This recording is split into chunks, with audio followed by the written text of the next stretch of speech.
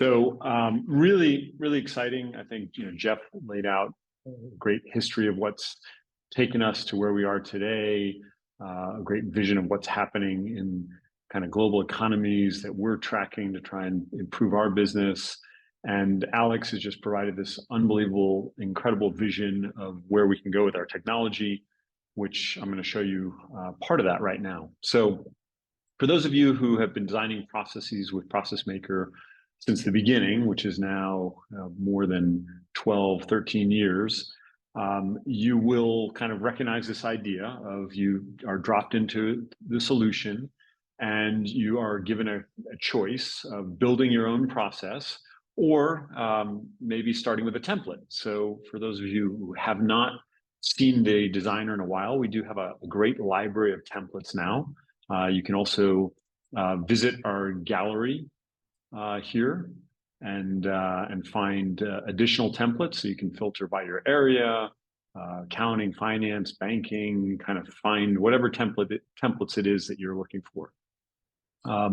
In this case, though, we obviously want to show our AI. So instead of starting with a template or instead of starting by building your own process, let's try generating one from text, which is just an unbelievable idea. I mean, if I think back to when we started ProcessMaker, the first version of ProcessMaker back in 2008, the idea that you could actually design the process with just text is kind of difficult to fathom.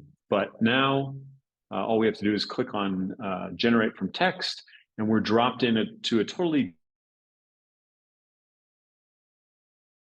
designer. You'll see there's an area where we're going to write our text, and then there's a couple hints. So kind of ideas of how to make sure you're prompting the AI correctly to get the results you want. But you don't really have to look too much at those. So let's just let's start with a couple things. So let's kind of think of a couple different processes that we can create. So let's start with the most basic one, the one that's been used as a demo process for probably since the beginning of BPA, which is create a leave of absence process. All right, and let's just hit generate and see what happens. And we'll generate a few here, and then we will see kind of what flexibility we have to modify the results. So you can see down in the bottom, it says generating. So it is generating a process, and it has generated a version of a leave absence process. Got some strange lines on this one. So you will get some behaviors that sometimes aren't totally anticipated. Let's change to another one, create a purchase request process.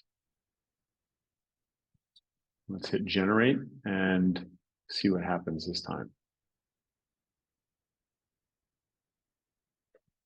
So now we're creating a finance process, and it is a purchase request process. So there's a couple interesting things to note here.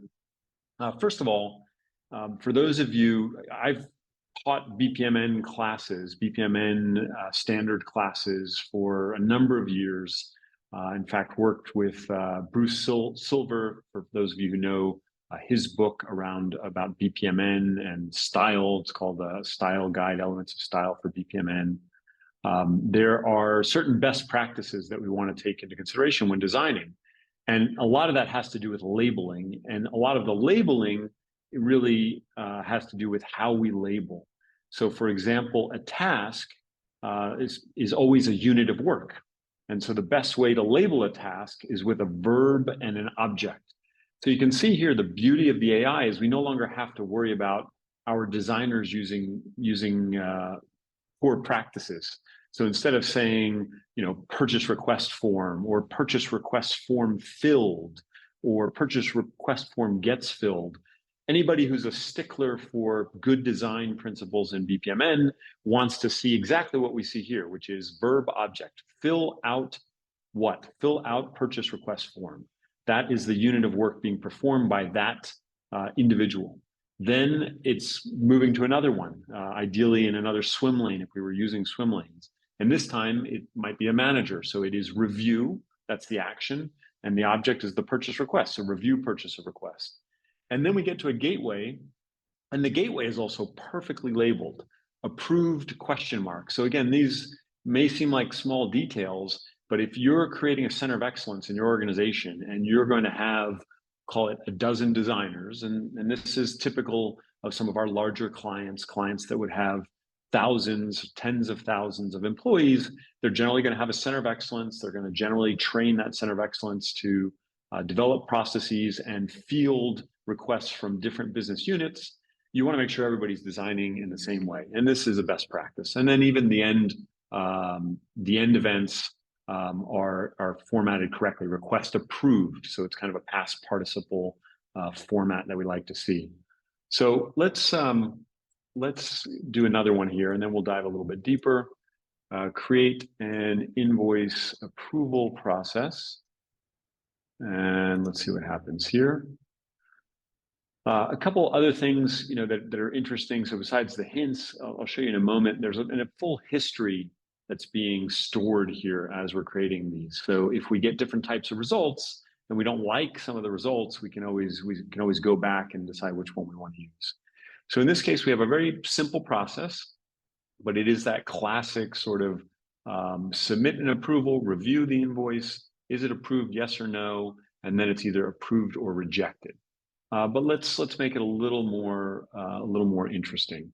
So let's use an automated task to receive the invoice and extract the information.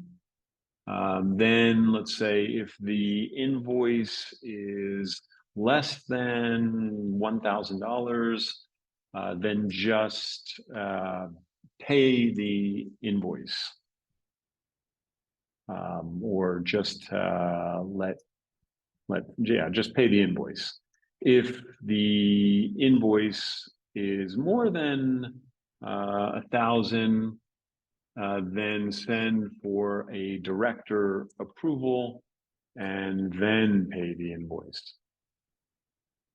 All right, so again, we just made it a little more complete here, and let's regenerate. So we're gonna take this base model, and we're basically changing the information we're feeding to ProcessMaker AI, changing the prompt so that what we get presented back to us should be a bit different. So, okay, this one's more interesting.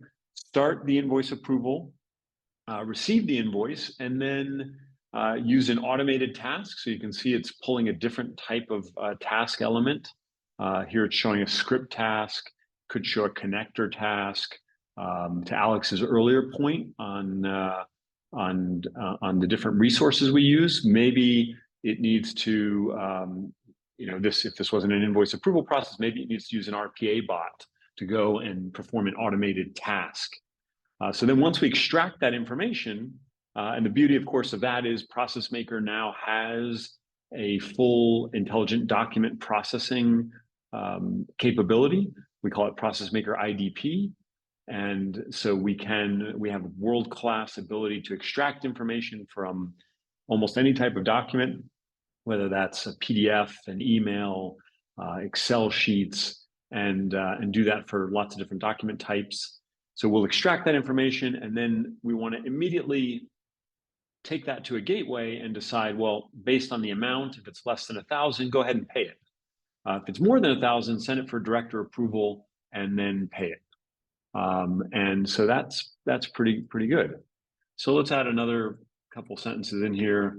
The system should then generate a PDF summary and send it to the department head. So let's see what that one gives us. So let's regenerate. And again, the beauty here is we talked about, we opened up with this idea of democratizing process design, and really, starting with basic language and then being able to kind of just type out what you want and get a result. I can't think of something that would be more democratizing than that. And then to have it kind of add in the right grammar and the right formatting for everything. makes it even that much more powerful. So here I can take this model, I can move it around, I can see, okay, generated a PDF and sent an invoice summary. Instead of sending an invoice summary, so here it showed sending an invoice summary via mail. Let's say the system should then generate a PDF summary and send it to the department head to be signed with DocuSign. Let's see what it does in this case. So again, do one last generation here, and then I'll show you what we can do with this model. So the interesting thing here is I'm able to call out when I think I want to use a script task, when I might want to use a PDF generation, and in this case, when I want to use one of our special connectors, or maybe a block or a sub-process. I'll talk about that in a moment, our PM block. So in this case, it actually called our DocuSign signature capability, signature connector, and it recognized that if the director is going to approve it, then we want to sign it with a PDF summary, and it actually put the generate the PDF up with the case of the less than 1,000. So maybe that's right, maybe it's not. But either way, we might say, okay, great, this is pretty close to what I want. So let's hit use this model. The system is smart enough that it gives it a name, it gives it a description, it'll give it a category.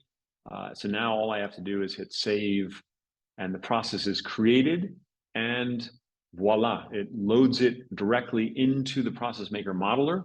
So inside the modeler, I now have kind of full manipulation capabilities, right? I can decide, you know what, I didn't actually want that PDF summary. I just want to pay the invoice directly. So I'll get rid of that. So now I'm in full edit mode. So I generated it using the kind of lowest common denominator, text. And by the way, this is on our website today. That ability to use the text to process is on the website today, along with a number of other intelligent document processing examples that you can try for free.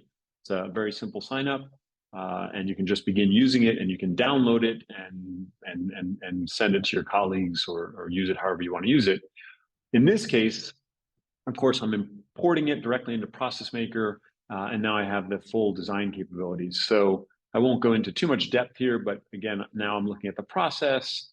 I can come in here and say to this, for this script, if this is a script task, I can say, great, well, which script do I want to choose? So I would just come over here and assign a script to this task, or I could do the same for a human task.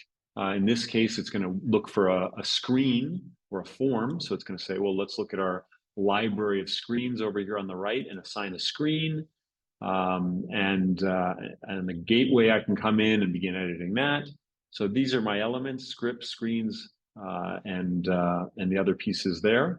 But the other piece I think that's worth mentioning are the PM blocks. So here's where you might store custom sub-processes and use these custom sub-processes later in a process.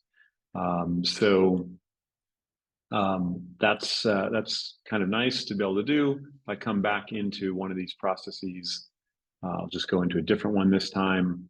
I can also then access my full palette and begin editing whatever process I brought in with all of our different specialized connectors.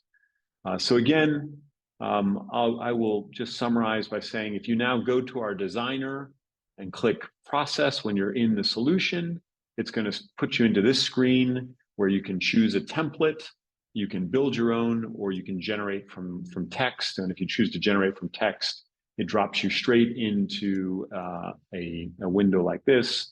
And we'll do one last one to end, which is create a student financial aid application process. Let's generate it, and I'll show you one other feature here that I would encourage you all to try. So this is, again, going to generate that process like we saw before. I've got the process here, but let's say put the process in Swahili. So I don't know how many of you on this call might speak Swahili, but let's see if it recognized the format that I asked it to do so in. And there you go. We now have this process in Swahili. So if there are any Swahili speakers out there, you'll probably find this familiar. You can translate the processes into more than 100 languages. So we encourage you to try that out. And with that, I will stop the share and hand it back to Matt for Q&A.